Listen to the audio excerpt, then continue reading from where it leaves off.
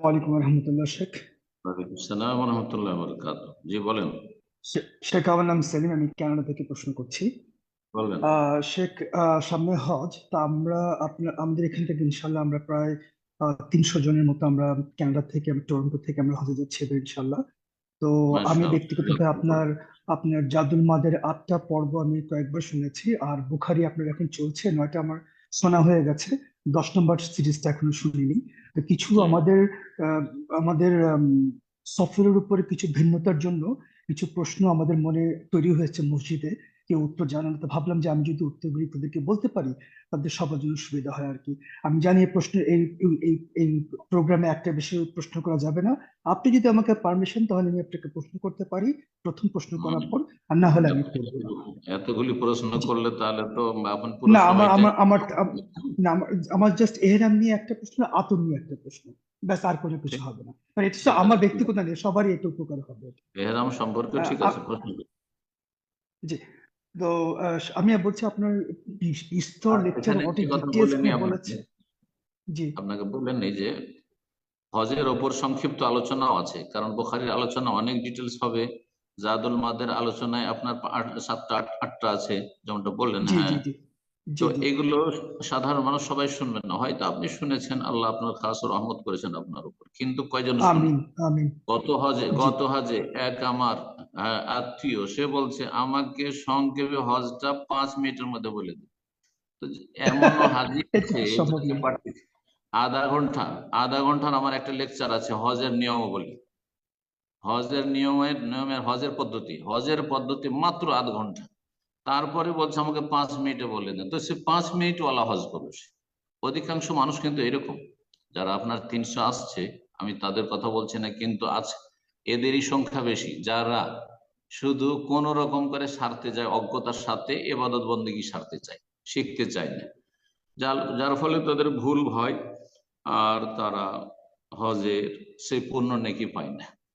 আল্লাহ সকলকে সঠিক বুঝ দান করুন। কিন্তু কমপক্ষে সে আধা ঘন্টা 1 ঘন্টার যে বক্তব্যগুলো রয়েছে, হজের কার্যাবলী আছে, হজের পদ্ধতি বলে আছে, ওমরা সম্পর্কে দুটো আলোচনা, মহিলাদের ওমরা আছে, তারপরে ওমরার পদ্ধতি আছে, এই আলোচনাগুলি 1 ঘন্টা 1.5 ঘন্টা টোটাল আলোচনা। অবশ্যই যেন আপনাদের সাথী সঙ্গীরা সবাই শুনে আসেন। আর তার সাথে কোরআন সুন্নাহ ভিত্তিক যেসব কিতাবাদি আপনাদের ভাষায় রয়েছে, সেগুলি সাথে নিয়ে আসবেন বা পড়ে আসবেন যদি সম্ভব হয়। আল্লাহ তৌফিক দান করুন। তো জি বলুন শেখ, আপনার আমি আপনার হজে ভুল ভ্রান্তি, তারপর হজের প্রপার মহিলাদের হজ, যেগুলি সিঙ্গেল সিঙ্গেল 1 ঘন্টা 1.5 ঘন্টা, এগুলি সবগুলি আপনার মোট হ্যাঁ, 25টার হ্যাঁ, মতো ওগুলো লেকচার আমি শুধু অন্যদেরকে দেবেন। আমার MP3-তে আমি উদ্দেশ্য করেছি। হচ্ছে অন্যদেরকে আপনি বোখারির আলোচনা দিলে শুনতে পারবেন না, ওরা এত লম্বা। জি জি জি, যারা আমি জানি, সেজন্য ভাবলাম যে আমি তাদেরকে দিবেন আপনার থেকে আধা ঘন্টা এক সামাইটা ঘন্টা জেনে। আলোচনা করুন। হ্যাঁ। জি জি, আপনার তাদেরকে সাথে আধা একমত, জি ঘন্টা আপনি আলোচনা ঠিকই করুন। বলেছেন। জি, ঠিক। জি। তো আচ্ছা, আমি প্রশ্ন করছি, আমাদেরকে এখান থেকে প্রথমে টরন্টো থেকে জেদ্দাতে নিয়ে যাবে, সুতরাং স্বাভাবিক আমরা প্রথমে এহরাম ক্রস করছি, মিকাত ক্রস করছি একবার। হুম। এরপরে আমাদেরকে 4 দিন আমাদের জেদ্দাতে আমাদের ওমরা করার পর, সরি, মক্কাতে ওমরা করার পর আমরা মক্কার কাছাকাছি থাকবো। আমাদেরকে মদিনাতে নিয়ে যাবে 5 দিনের জন্য। সেখান থেকে হুম। আমাদেরকে আবার নিয়ে আসবে আজিজিয়াতে হজ করার জন্য, জিরহজ মাসের 3 বা 4 তারিখে। তো সেখানে হুম। আমরা আবার জুলহাইফা, মেকাত আমরা এখন অতিক্রম করব।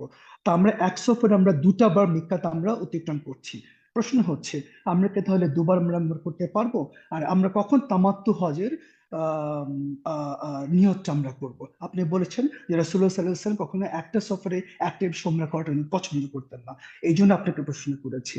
আর বুঝেছি। জিলহজের একটা ইহরাম আছে, যেটা আমি বলছি, আপনি একবারই বলে দিতে পারবেন, যে আমাদেরকে বলছে লজিস্টিক কারণে 8 তারিখে আমাদেরকে রাত্রেবেলায় সরাসরি আজিজিয়া থেকে আমাদেরকে আরাফাতে নিয়ে যাবে।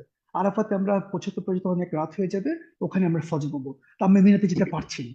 আপনার একটা লেকচার আপনি বলেছেন যে আমরা যেন 8ই জিলহজের জোহরের আগে যেন হজের নিয়তটা করে ফেলি। সো এহরামটা আমরা কি করবো এই এই ক্ষেত্রে? এই 3টা ব্যাপার আপনাকে একটা প্রশ্ন হল, আতরের ব্যাপারটা আমি পরে করছি, যদি অনুমতি দেন। এতটাতে তো অনেক আলোচনা লম্বা, এতটাই যথেষ্ট। আচ্ছা, ঠিক বললেন আছে। যে আমরা কানাডা থেকে আসব, এসে আমরা মিকাত ক্রস করে আমরা ল্যান্ড করব জেদ্দায়। জেদ্দায় নামার আগেই যখন আপনারা ওদিক থেকে আসবেন, যেই মিকাত সামনে পড়েছে, সম্ভবত আপনাদের জন্য রাবেদ জোফা পড়বে ওই দিক থেকে আসলে, তাহলে তার আগে ঘোষণা হবে আপনাদের এহরাম অবশ্যই করতে হবে। পুরুষরা বিনা সেলাইবিহীন কাপড় আগে থেকে পরে প্রস্তুত থাকবেন। সেটা আপনি কানাডায় পরবেন না ট্রানজিট যেখানে করছেন সেখানে পরবেন, নাকি ল্যান্ড করার আধা ঘন্টা 1 ঘন্টা আগে 1 ঘন্টা আগে পরবেন, সেটা আপনার ব্যাপার। কিন্তু আপনাকে আগে থেকে প্রস্তুত থাকতে হবে, জি, সেলাইবিহীন কাপড় পরে। আর তারপরে জিদ্দা ল্যান্ড করার আধা ঘন্টা আগেই যখন বা 20 মিনিট আগে ঘোষণা হবে, তখন বা তার আগেই আপনি লব্বাইক ওমরা বলবেন, যদি হজে তামাত্তু করেন, জি, ওমরার নিয়ত করবেন তখন, জি। আর তারপরে আপনি গেলেন মক্কায়, উমরা করলেন, উমরা সারলেন, 2-4 দিন যা থাকলেন, তারপরে মদিনা চলে গেলেন। মদিনা গিয়ে আবার সেখান থেকে জিলহজ মাসের শুরুতে যে ফিরে আসবেন, তখন আপনি যেহেতু মিকাত ক্রস করছেন, তখন অবশ্যই, আর আপনার নিয়ত আছে যে আপনি হজের সফরে যাচ্ছেন, হজ করছেন, মদিনা থেকে মক্কা যাচ্ছেন হজের জন্য, হজের সময় কাছে আসছে, তাহলে অবশ্যই এহরাম করতে। এখানে আমাদের দেশের বেশ কিছু আহলে হাদিস আলেমও ফতোয়ায় ভুল করেছে। সেটা হচ্ছে আপনি তো একটা উমরা করেছেন, সুতরাং সেটা দিয়ে তামাত্ম হয়ে যাবে, এখন এমনি ঢুকতে পারেন। সেখানে বাজ রাহিমাহুল্লাহ বলছেন যে এটা মারাত্মক ধরনের ভুল। যখন আপনি উমরা অথবা হজে ইচ্ছুক আর আপনি কোন মিকাত অতিক্রম করছেন, তাহলে বিনা এহরামে প্রবেশ করা জায়েজ নয়, বিনা এহরামে প্রবেশ করা জায়েজ নয়। নবী সাল্লাল্লাহু আলাইহি ওয়াসাল্লাম বলেছেন হুন্না লাহুন্না, এই মিকাত গুলি ওই এলাকার জন্য, মদিনার জুলহাইফা মদিনার জন্য, ওয়ালেমান আতা আলাইহিন্না, আর যারা ওই পথ হয়ে আসবে, মিন গায়রি আহলিহিন্না, অন্য অন্য অঞ্চল থেকে বহিরাগত লোকেরা, মিম্মান কানা ইউরিদুল হজ্জ ওয়াল উমরা, যারা হজ উমরা করতে ইচ্ছুক, তাহলে হজ উমরা করতে ইচ্ছুক ব্যক্তি অবশ্যই ইহরাম অবস্থায় প্রবেশ করবে, বিনা এহরাম প্রবেশ করা যায় না। সুতরাং যখন আপনি জিলহজ মাসে যাচ্ছেন, তখন আপনাকে এহরাম করতে হবে। হ্যাঁ, এখানে আপনার স্বাধীনতা আছে যে আপনি এহরাম উমরার করবেন দিয়ে আরেকটা উমরা করেন, কারণ যথেষ্ট সময় আছে, সুতরাং আপনি এটা করতে পারেন। আবার যদি মনে করেন যে আমি এত কষ্ট করে আর একটা উমরা করব না ভিড়ের সময়, তাহলে আপনি মদিনার মিকাত থেকে লব্বাইক হাজ্জান বলে নিলেন, আর তারপরে ওই অবস্থায় থেকে গেলেন, এহরাম অবস্থায় থেকে গেলেন 8 তারিখ পর্যন্ত, যেটা আপনার জন্য কষ্টকর, এটা করতে পারেন। কিন্তু এর চাইতে উত্তম আর একটি উমরার আল্লাহ সুযোগ দিয়েছেন, করে নেবেন। যেই কথাটি আমরা আলোচনা করি যে নবী সাল্লাল্লাহু আলাইহি ওয়াসাল্লাম এক সফরে একাধিক উমরা করেনি, সেটা মক্কায় বসে বসে, মক্কায় থেকে করেননি। এক সফরে একাধিক উমরা, 4 সফরে 4টা উমরা করেছেন।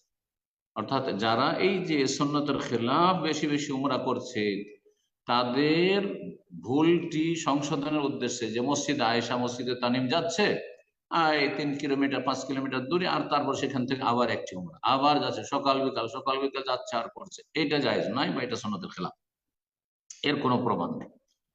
আশা করি বলছেন বহিরাগত লোকদের জন্য, এটা মক্কার লোকের জন্য, হারামের বর্ডার পর্যন্ত যাবে উমরার উদ্দেশ্যে, উমরা করার জন্য হারামের বর্ডারে যাবে, আর সেখান থেকে ইহরাম করে আসবে, বাইরের লোকের জন্য নয়। বাকি কথা হলো যে আপনারা করবেন এখানে, জি।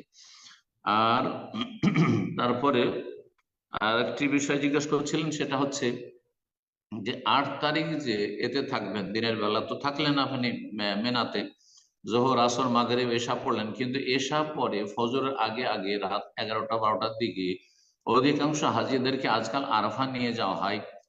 এটা খানিকটা সন্ন্যতের খেলাফ হচ্ছে, কিন্তু বৃহৎ স্বার্থে একটি সন্ন্যত পরিত্যাগ করা হচ্ছে। সেটা হচ্ছে সকালবেলা, আমরা এক সময় গিয়েছি, সকালবেলা বের হয়ে রাস্তার জ্যামে এমন ফাঁসলাম যে জোহর হয়ে গেল, অনেকের জোহর পরে বিকেল বেলা আসরে এসে আরাফার ভিতরে ঢুকতে পারছে, জায়গায় নিজের খুঁজে পাচ্ছেন না, তাবু খুঁজে পাচ্ছেন না, ভিড়ে কোন দিকে হারিয়ে গেছে, বা গাড়ি ঢোকাতেই পারছে না।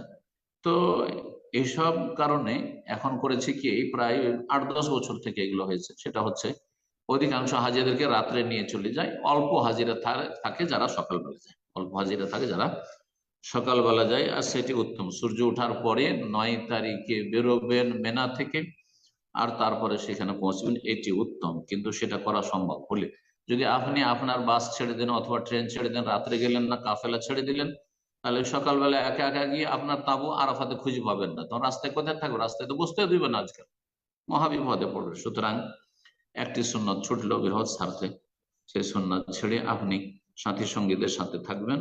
আল্লাহ কবুল করুন, আল্লাহ তৌফিক দান। এই সুন্নতের নেকি ইনশাআল্লাহ পেয়ে যাবেন, কারণ আপনি ইচ্ছা করে সুন্নতটি ছাড়ছেন না। বারাকাল্লাহু ফিক। আশা করি মোটামুটি আপনার এই আলোচনা হয়েছে, সামনের সপ্তাহে আরো সময় আছে, আপনি এইভাবে একটি করে প্রশ্ন করবেন, ইনশাআল্লাহ আলোচনা চলে আসবে ইনশাআল্লাহ। জাযাকুমুল্লাহ।